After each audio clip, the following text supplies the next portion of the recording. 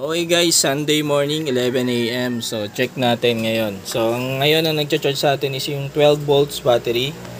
So full na to guys, almost full na siya. So nakikita nyo to, nagbi-blink na yung ating SRNE solar charge controller. Ibig sabihin niya naka-boost charging na yan guys. Yan o, naka-boost charging na siya.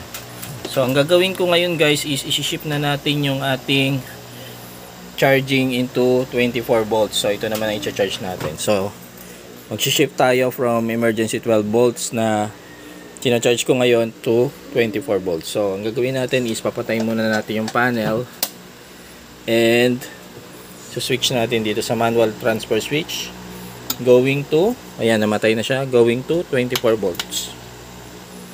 Ayan, 24 volts na siya guys. So ito natin dito, the settings is 24 volts na siya.